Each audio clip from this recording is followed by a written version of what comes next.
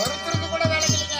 என்னது நானும் மூளைப்பாடு பேர ஒரு குஞ்சுட்டு விளங்கல. வண்டி இருந்து வரும் போல ஆரோடு காத்து போட்டு காய்ப்பு என்ன விளங்கலங்க எப்படி இருக்குது? இது அவர் வசனம். அவர் வசனம். ஒரு அடி விட்டா எப்படி இருக்குது? என் பெயர் பர்குணன், பார்த்தனன், விஜயன், சுபேதவாகனன், அர்ஜுனன், சிட்டினன், கிருத்தினன், தனஞ்சயன், சத்யசாச்சி.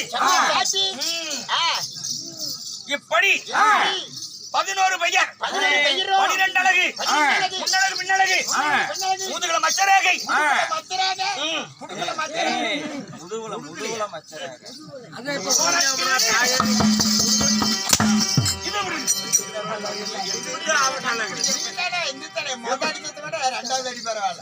என்னது முன்னழகு பின்னழகு என் புடுக்கல மச்சரேகை, நட்சத்திரம்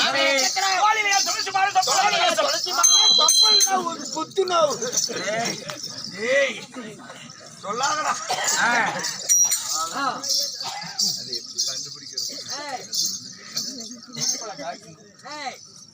அமதகலசம், வலதுகால் வீரதண்டை, இடதுகால் பொன்விருது, தலைவிருது குலவிருது, சத்ராதிகளை சங்காரம் செய்யும் விருது படைத்த அர்ஜுன மகாராஜன்.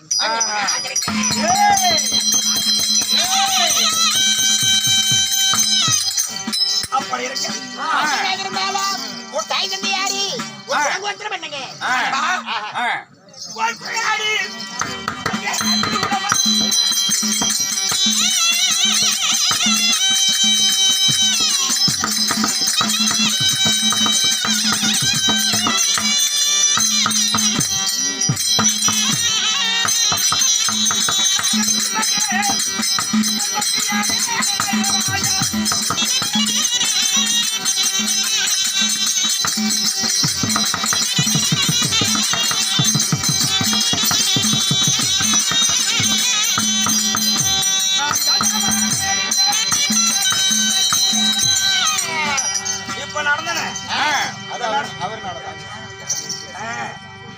ஒருத்தர் பாத்து காப்பி அடிக்கிறது கட்டியாரு. எந்த வேலையுமே ஆமா எல்லாம் மத்தவங்க செய்யறத பாத்தியா? ஆமா நீ செய்யறதெல்லாம் நான் பார்த்தால்தான். என் தாயார் குந்தமாதேவி, தந்தை பாண்டு மகாராஜன், பாண்டு மகாராஜன் குந்தமாதேவிக்கும் பஞ்ச பாண்டவர்கள் 5 பேர். தர்மன், பீமன், அர்ஜுனன், நகுலன், சகாதேவன். எங்களுக்கு தங்கை ஐவருக்கு இளைய தங்கை சங்குபதி. ஆமா இப்படி 6 பேர். எங்க அப்பாவுக்கு 2 மனைவிகள். குந்தமாதேவி, மந்திராதேவி. 2 பெண்களை மணந்து எங்க அப்பா எனக்கு தந்தைமார் 3 பேர். எங்க பெரியப்பா திறந்துராட்டிதான், சித்தப்பா மகாராஜன், எங்க அப்பா பாண்டு மகாராஜன். இதுல எங்க பெரியப்பாவுக்கு பிறவி குருடு, என்ன கண்ணில்ல. ஆமா சித்தப்பா மகாராஜன் நித்திய பிரம்மச்சாரி, திருமணம் இல்லாதவர். எங்க அப்பா பாண்டு மகாராஜன் 2 பெண்களை மணந்து 5 அரசர்களை பெற்றார். எங்க பெரியப்பா காந்தாரி என்ற பெண்ணை மணந்து கௌரவர் 100 பேர்.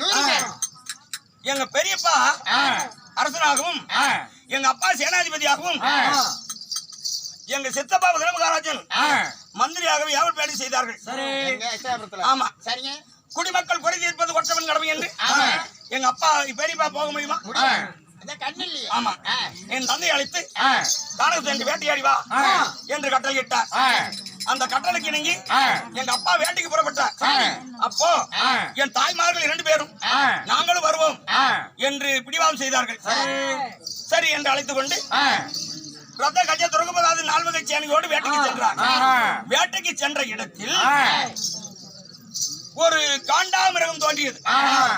எங்க அப்பா வெள்ளெடுத்து நாடி பூட்டி அந்த காண்டாவரத்தை மிருகத்தை துரத்தி நீண்ட தூரம் சென்றார். அது ஒரு பெரிய புதருக்குள் மறைந்து விட்டது. எங்க அப்பா திரும்பி வரும்போது சிறுங்கி வனத்துல ஒரு ஆண்மானும் பெண்மானும் புனர்போகம் செய்து கொண்டிருந்தார். எப்படி? ஆணும் பெண்ணு. ஆமா. அப்படி புனர்பாகம் செய்து கொண்டிருக்கும் போது எங்க அப்பா என்ன செய்து விட்டார்? ஒரு பானத்தை எடுத்து நாடி போட்டி ஒரு பானத்தை எய்தார். அந்த மான் யாரு?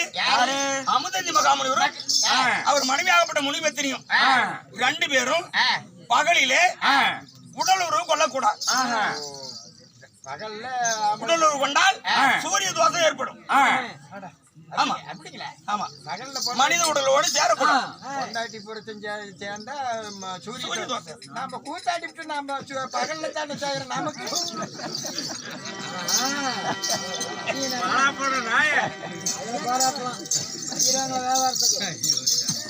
ஒரு வசனம் தான்டா. பகல்லே போடலாம். என்ன செய்வ? அப்பதான் சூரிய தோஷம் ஏற்படும் என்று மான் உருவம் எடுத்து புனர்போகம் செய்ய எங்க அப்பா இது உண்மையான மான்தான் என்று ஒரு பானத்தை எய்தான். அந்த பானமான பட்டது ஆன்மாவனாக இருந்த அமுதஞ்சி மகாமுனியின் மார்பிலே பாய்ந்து விட்டது. திடீர் என்று சிவபெருமானார், ஏ கேடு கட்ட சண்டாளா பாண்டுமன்னா, அரசன் லோகத்திலே மிருகங்களை வேட்டையாடுவது நீதிதான். ஆனால் புணர்ச்சியில் இருக்க மிருகத்தை கொல்லக்கூடாது என்று தெரியாதா? நீ மனுஷாஸ்திரம் படிக்கவில்லையா?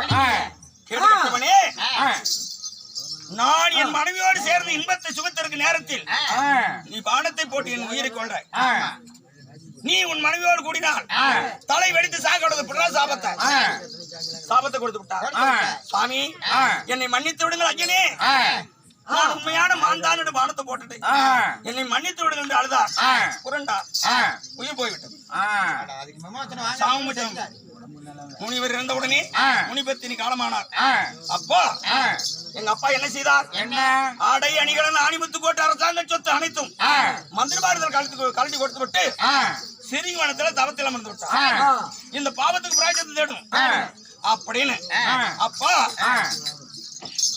தவத்தில் அமர்ந்தவுடனே அங்க பெரிய பெரிய முனிவர்கள் சதானந்தர், வால்மீகர், கலைக்கோட்டி மகாமுனிவர், இப்படி தவத்தில் சிறந்த தபோதனர்கள் அவ்வழியாக கையாளத்துக்கு புறப்பட்டார். இவர் என்ன செய்தார்? இவரோட போன பாவத்துக்கு பிராய்ச்சம் கிடைக்கும். இவரும் பின்னாலேயே போனார். அப்போ கைலாயத்துக்கு அருக போன உடனே பாண்டுமன்னா, இதுக்கு மேல நீ வரக்கூடாது. ஏன் சுவாமி? உனக்கு புத்திர சந்தானம் இல்ல, புண்ணிய லோகத்தில் கால் வைக்காத அப்படின்னு சொன்னார். சாமி, அமுதஞ்சி மகாமுனிவர் இப்படி சாபத்தை கொடுத்தாரு, நான் என்ன செய்வேன் அப்படின்னு சொன்ன போது தேவர்களாலும் முனிவர்களாலும் குழந்தைகளை பெறலாம் அப்படின்னு சொல்ல இந்த விஷயத்தை என் தாய்மாரிடத்தில் சொல்லி நாங்க தேவரம்சியால் பிறந்தோம். பிறந்து நாங்கள் அஸ்தாபுரத்தை தர்மராஜன் இளவரசு பட்டங்களுக்கு சுகமா அரசாட்சி செய்தோம். எங்க பெரியப்பா திருதராட்டியதன் காந்தாரி என்ற பெண்ணை மணந்து கௌரவர் 100 பேர், பாண்டவருக்கும் கௌரவருக்கும் பகை ஏற்பட்டது. பகையின் காரணமாக எம்பெருமான் கண்ணன் சகாயத்தினால் போர்க்களம் உண்டானது. அந்த போர்க்களத்துல 18 நாள் சண்டை, 18 அக்ரோனி சேனைகள் படுகளத்தில் மடித்தோம். அதன் பிறகு அண்ணன் தர்மராஜனுக்கு முடிசூட்டி 36 ஆண்டு காலம் அண்ணா அரசனாகவும் நாங்கள் மந்திரிகளாகவும் செய்கிறோம். அதனால் யாதவ விஷயமும் தெரியல. அண்ணன் தர்மராஜன் அழைத்திருக்கிறார், சென்று பார்ப்போம்.